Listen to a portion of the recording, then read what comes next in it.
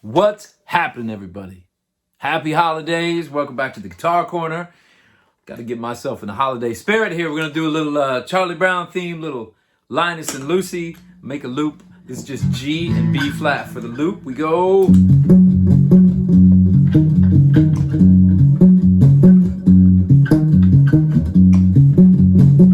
Set the delay. Back down. 2, 3, 4. Do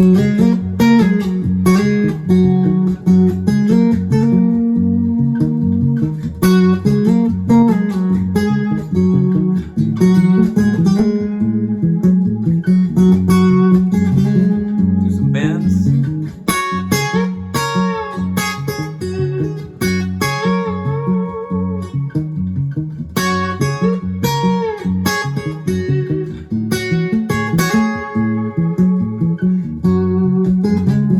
Hits 2.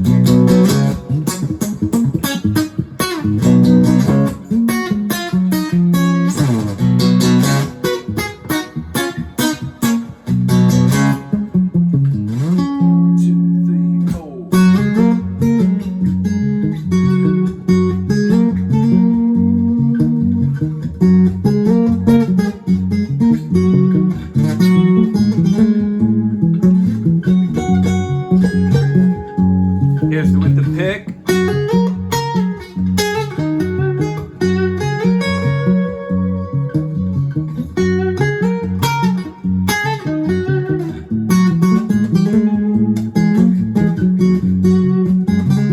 One, two.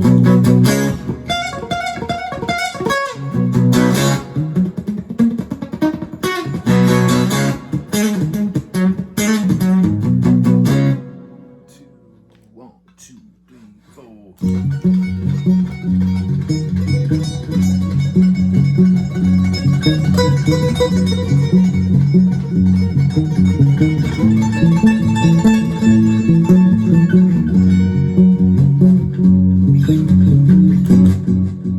I didn't time my delay, but that's all right. Yeah, folks, that one is fun. I swear Garibaldi wrote, that goes to Jesse Rich, by the way. I swear Garibaldi wrote a rock song, because if you think about it, those riffs, if you played, power chord rock and roll guitar, that's all it is. That riff is so great. 1-5-1. Then he grabs the 6th, and you just move that up to B flat, and I'm just playing octaves.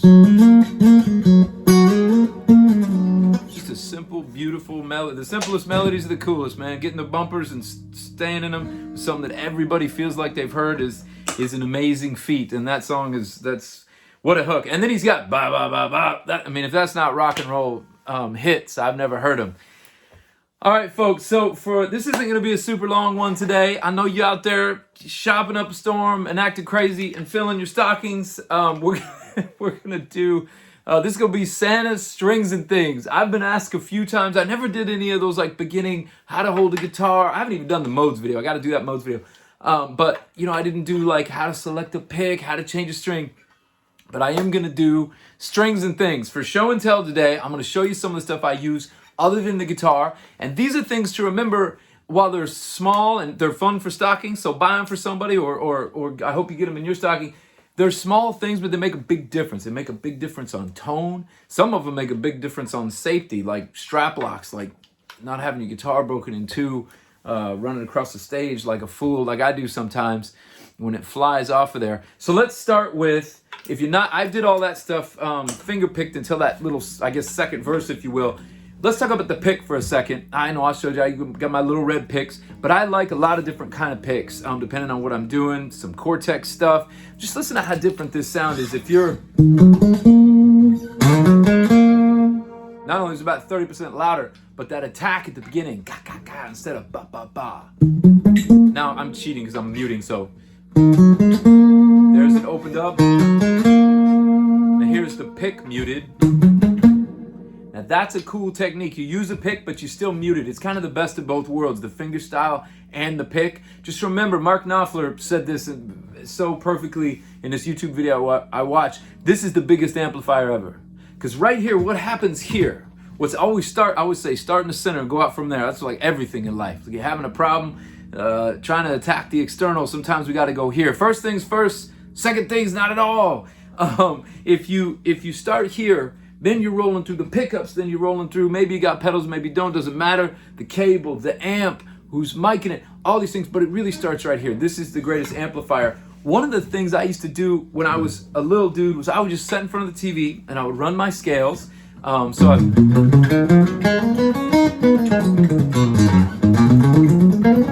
was running them basically just in blocks and modes. But after I would run them regular, I would run them muted. You put your palm down and run doubles, run triples, run little patterns. Muted. Down.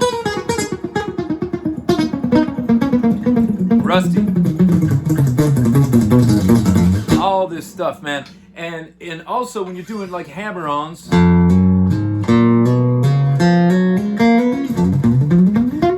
all up the neck, you're only hitting it once. Using your left hand for the rest of the heavy lifting, but this is a great, that pick gives you a real strong start. You can do that without the pick. I'm palming it. But it's definitely a little softer. You know, you can use a blend of the pick and your fingers too. A lot of times I'll put it right here to grab those kind of pinched.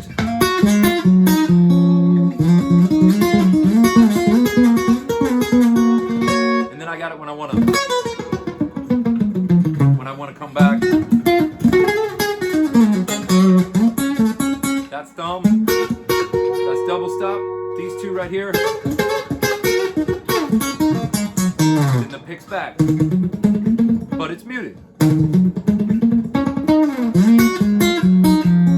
That was that little riff I did in the middle of there from the very first video, Dyads. But anyway, so pick, incredibly important.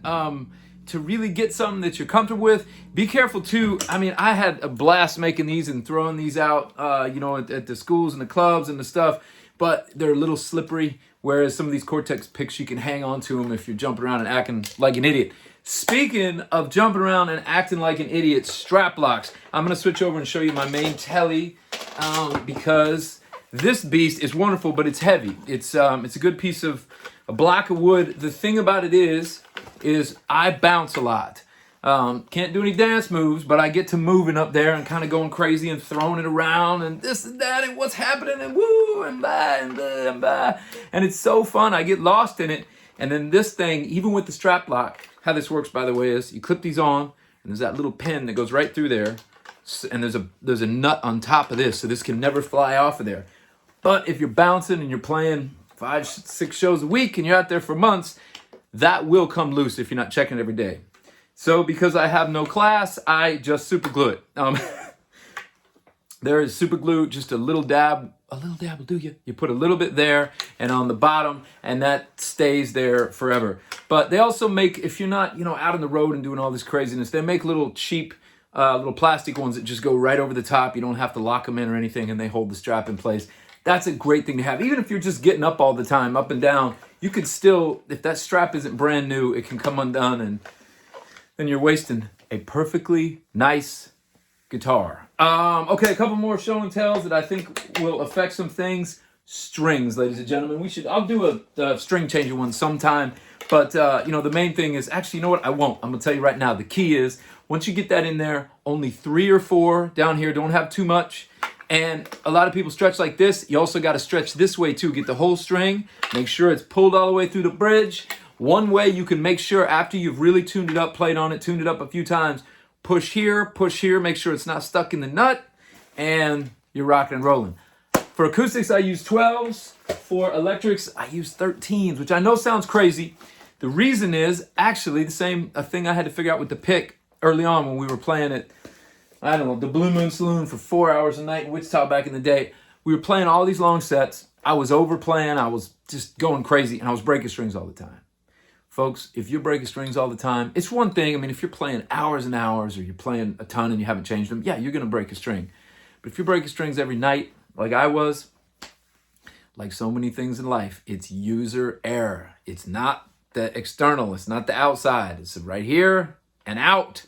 The beginning of the start. It was caused by me. So once I went to a little less thick of a pick and I brought the strings up, everything was great. I like the tone of 13s. I think they sound really great. I think they're fun to play slide on. Speaking of which, slide is another thing that you can... The pick will make a huge effect on what that slide attack is going to sound like. Now I'm running electric through an acoustic amp like an idiot, but if you're hitting that with a pick versus... I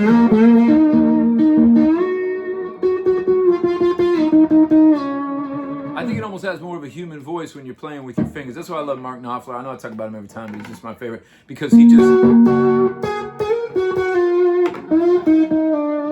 You really can have between your vibrato on your left hand and the way you just attack just a little bit, but if you get a little distortion, a good set of pickups picking that up, it just becomes a voice.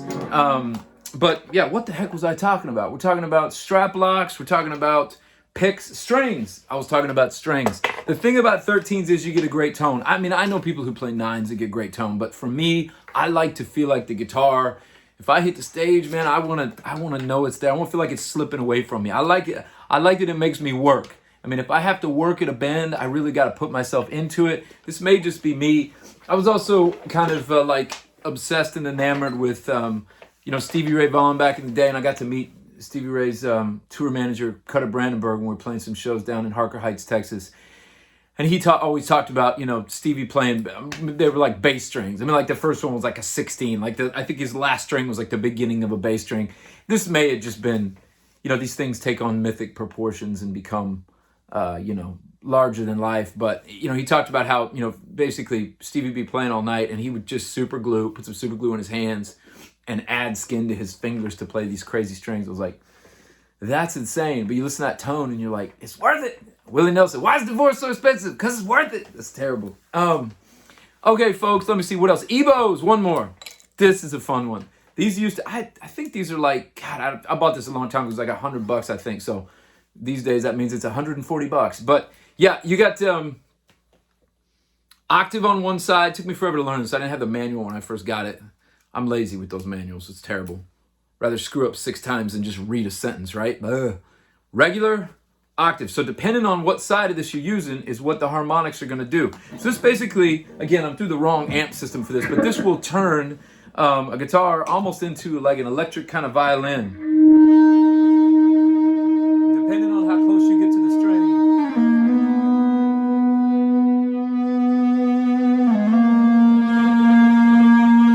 And get it to kind of saw.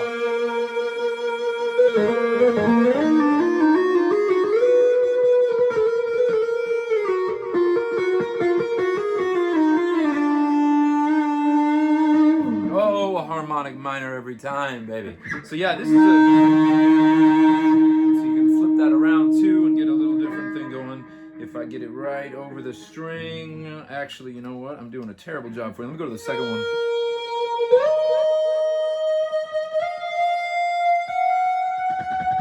So basically, you can hold on. What is it, Spinal Tap? It sustains forever, as long as you want. And if you're wanting to like make an arrangement on something, you don't want a normal guitar sound, you don't want to play keys, you can arrange these to where they're just your own little guitar orchestra. Daniel Lanois did a thing on one of my favorite Bob Dylan songs most of the time, and I heard this on a Mark Maron podcast. I guess he took a Les Paul and he arranged it literally like a 4-piece, like a string quartet, and he played the different parts with an EBow and then arranged them and panned them, and it's just... I don't know. It's absolutely the coolest. So I'm going to close this up. But last couple things in my pack. This is my little live pack. Folks, I never polish my guitars, just like I don't wash the cars.